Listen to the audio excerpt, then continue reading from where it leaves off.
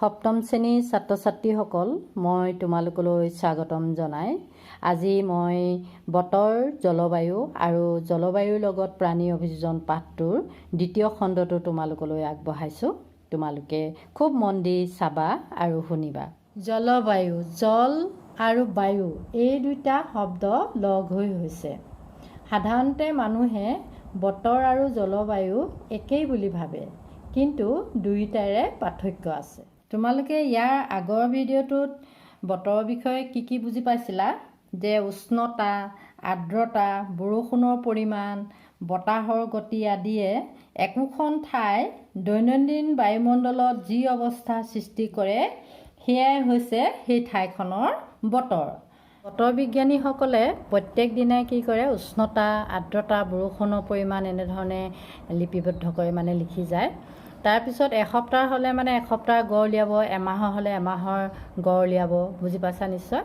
তাৰপিছত মাহ হিচাপে বতৰৰ এই লিপিবদ্ধ তথ্য সংৰক্ষণ কৰে। তাৰপিছত লাহে লাহে কি কৰে, বছৰ হিচাপে তথ্য সংৰক্ষণ কৰে। এইদৰে বছৰ বছৰ ধৰি বতৰৰ এই লিপিবদ্ধ তথ্য সংৰক্ষণ কৰি যায়। এই তথ্যবোৰে আমাক এখন ঠাইৰ জলবায়ুৰ বিষয়ে জনাত সহায় কৰে, নহয়নে বাৰু? তেতিয়াহ'লে জলবায়ু কি? তেতিয়াহ'লে সেই বিষয়ে তোমালোকে কথাটো বুজি লোৱাচোন।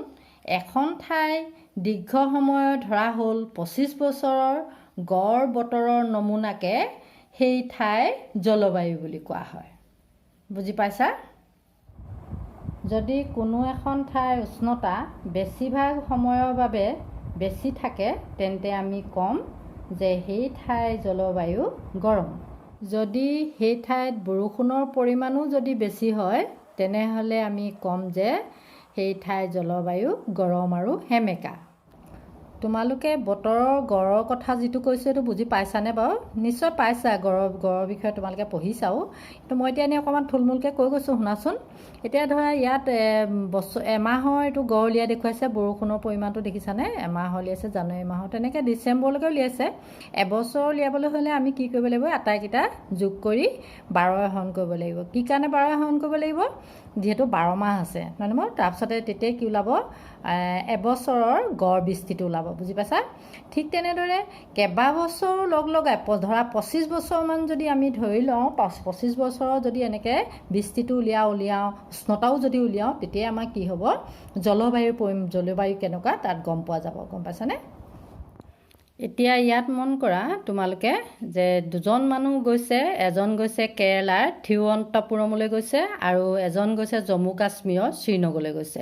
আৰু সেই সময়তে উষ্ণতাটো মন কৰাচোন, তেওঁলোকে নৱেম্বৰ মাহত 23 ডিগ্ৰী চেণ্টিগ্ৰেড হৈছে আৰু জম্মু কাশ্মীৰত কিমান হৈছে? 2 ডিগ্ৰী চেণ্টিগ্ৰেড। গতিকে কিমান ঠাণ্ডা মন কৰাচোন, ইয়াত কিমান গৰম, ইয়াত কিমান ঠাণ্ডা একে সময়তে। এতিয়া তোমালোকে এটা কথা মন কৰা যে অকল উষ্ণতাই নহয়, বৰষুণৰ পৰিমাণো মন কৰিব লাগিব। বৰষুণৰ পৰিমাণটোৱে চোৱাচোন তোমালোকে। এতিয়া এইটো কেৰেলাত কি হৈছে, জুলাই মাহত 227 মিলিমিটাৰ হৈছে গড় হিচাপে, আৰু শ্ৰীনগৰ জম্মু কাশ্মীৰত কি হৈছে? 49 মিলিমিটাৰ গড় হিচাপে হৈছে। গম পাইছেনে বৰষুণৰ পৰিমাণটো? গতিকে আমি ইয়াৰ পৰা কি গম পাইছোঁ, তুলনামূলক হিচাপে যে জম্মু কাশ্মীৰৰ তুলনাত কেৰেলাৰ জলবায়ু বৰ গৰম আৰু সেমেকা, য'ত বছৰটো এটা ভাগত কি হৈছে? মধ্যমীয়া গৰম আৰু সেমেকা জলবায়ু পোৱা যায়। গম পাইছানে? এনেধৰণৰ তথ্য ভাৰতৰ পশ্চিম অঞ্চল যেনে ৰাজস্থানৰ বাবে যদি লোৱা হয়, তেন্তে আমি দেখা পাম যে বছৰটো বেছিভাগ সময়তে ইয়াৰ উষ্ণতা অধিক হয়। কিন্তু কম মাহৰ বাবে থকা শীতকালত উষ্ণতা একেবাৰে কমি যায়। এই অঞ্চলত বৰষুণৰ পৰিমাণ বৰ কম, জানানে তোমালোকে? এয়াই হৈছে মৰুভূমিৰ জলবায়ু বৈশিষ্ট্য। সেইকাৰণে ৰাজস্থানৰ জলবায়ু কেনেকুৱা হ'ব আমাৰ? তেনেহ'লে গৰম আৰু শুকান হ'ব। এতিয়া তোমালোকে মন কৰাচোন, উত্তৰ পূব ভাৰতৰ বছৰটোৰ বেছিভাগ সময়তে বৰষুণ হয়, নহয়নে বাৰু? সেয়েহে আমি ক'ব পাৰোঁ যে উত্তৰ পূব ভাৰতৰ জলবায়ু সেমেকা। এতিয়া তোমালোকে জলবায়ুৰ বিষয়ে যথেষ্টখিনি কথা গম পালা, নহয়নে বাৰু? আৰু ইয়াৰ আগৰ ভিডিঅ'টোত তোমালোকে বতৰৰ বিষয়েও যথেষ্টখিনি কথা গম পালা। এতিয়া তোমালোকে দুয়োটাই গম পাইছা যে দুয়োটাই বেলেগ বেলেগ, নহয়নে বাৰু? বতৰ আৰু জলবায়ুৰ মাজত তেতিয়াহ'লে আমি কি পাৰ্থক্য পাইছোঁ? যে বতৰ হ'ল কোনো এটা দিনৰ বায়ুমণ্ডলৰ অৱস্থা, কিন্তু জলবায়ু হ'ল কি? দীৰ্ঘ সময়ৰ গড় বতৰ। আৰু এটা পাৰ্থক্য কি পাইছোঁ আমি? বতৰ সঘনে পৰিৱৰ্তন হ'ব পাৰে, কিন্তু জলবায়ু কম সময়ৰ ভিতৰত পৰিৱৰ্তন নহয়। কথাটো বুজি পাইছা? এতিয়া মই তোমালোকক জলবায়ু আৰু অভিযোজনৰ বিষয়ে ক'ম। এতিয়া মন কৰা তোমালোকে, সকলো জীৱৰ ওপৰত জলবায়ুৰ প্ৰচুৰ প্ৰভাৱ আছে। প্ৰাণীবোৰে কি কৰে, জীয়াই থাকিবলৈ নিজকে পৰিৱেশৰ লগত খাপ খুৱাই লয়। অতি ঠাণ্ডা আৰু অতি গৰম ঠাইত বাস কৰা প্ৰাণীবিলাকে কি কৰে, নিজকে অত্যন্ত ঠাণ্ডা আৰু গৰমৰ পৰা ৰক্ষা কৰিবলৈ কিছুমান বিশেষ বৈশিষ্ট্য আহৰণ কৰি লয়।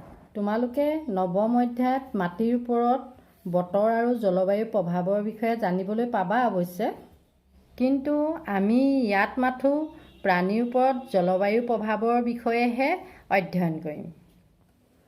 ইয়াত মন কৰা এইটো হৈছে উত্তৰ মেৰু, এইটো দক্ষিণ মেৰু, আৰু এইটো হৈছে বিষুৱীয় বৰ্ষাৰণ্য অঞ্চল। এই দুটা মেৰু অঞ্চল, এইটো বিষুৱীয় বৰ্ষাৰণ্য অঞ্চল। আমি এতিয়া জলবায়ুৰ অৱস্থা অনুসৰি প্ৰাণীৰ অভিযোজনৰ উদাহৰণ হিচাপে আমি কেৱল মেৰু অঞ্চল আৰু বিষুৱীয় বৰ্ষাৰণ্য অঞ্চলত বাস কৰা প্ৰাণীৰ বিষয়েহে আলোচনা কৰিম। এতিয়া মেৰু অঞ্চলত অন্তৰ্ভুক্ত দেশসমূহ চোৱাচোন। এইটো উত্তৰ মেৰু আৰু এইটো হৈছে দক্ষিণ মেৰু, নহয়নে বাৰু? এতিয়া উত্তৰ মেৰু আৰু দক্ষিণ মেৰুত অন্তৰ্ভুক্ত দেশসমূহ মন কৰা কি কি আছে? Canada, Greenland, Iceland, Norway, Sweden, Finland, Alaska আৰু চাইবেৰিয়া, এইকেইখন অন্তৰ্ভুক্ত হৈ আছে। বিষুৱীয় বৰ্ষাৰণ্য অঞ্চলত পোৱা দেশসমূহ হ'ল Bharat, Malaysia, Indonesia, Brazil, Congo গণৰাজ্য, কেনিয়া, ইউগেণ্ডা আৰু নাইজেৰিয়া। ঠিক আছে, আজিলৈ ইমানতে সামৰোঁ। তোমালোকে এতিয়া ভিডিঅ'টো চাই কি বুজি পালা মনত পেলোৱাচোন। জলবায়ু কি, বতৰৰ লগত জলবায়ুৰ পাৰ্থক্য কি, সেই বিষয়ে বুজি পালা নহয়নে বাৰু? কেনেকুৱা ঠাই জলবায়ু গৰম আৰু সেমেকা হয় সেই বিষয়েও জানিলা। ভাৰতবৰ্ষৰ বিভিন্ন ঠাইৰ জলবায়ুৰ বিষয়ে জানিলা। ৰাজস্থানৰ জলবায়ুৰ বৈশিষ্ট্যৰ বিষয়ে জানিলা। জলবায়ু আৰু অভিযোজন কি, মেৰু অঞ্চল আৰু বিষুৱীয় বৰ্ষাৰণ্য অঞ্চলৰ অন্তৰ্ভুক্ত হোৱা দেশসমূহ কি, সেই বিষয়েও তোমালোকে বুজি পালা নহয়নে বাৰু? শেষত আৰু এটা কথা কৈ যাওঁ, তোমালোকে আজি ভিডিঅ'টো চাই যিমানখিনি বুজি পালা তাৰ পৰা যিমান পাৰা সিমান প্ৰশ্নোত্তৰ বনাবলৈ চেষ্টা কৰিবা। আৰু নেক্সট ভিডিঅ'টো চাবলৈ নাপাহৰিবা, যিহেতু মই তাত মেৰু অঞ্চল আৰু বিষুৱীয় বৰ্ষাৰণ্য অঞ্চলৰ জলবায়ু আৰু তাত থকা প্ৰাণীসমূহৰ অভিযোজনৰ সম্পৰ্কে বুজাম। আৰু এটা কথা, তোমালোকে যদি মোৰ আগৰ ভিডিঅ'বিলাক চাবলৈ বিচৰা তেন্তে মোৰ নামত চাৰ্চ কৰিবা পুনটুনি গগৈ। ঠিক আছে, আজিলৈ আহিছোঁ, ধন্যবাদ।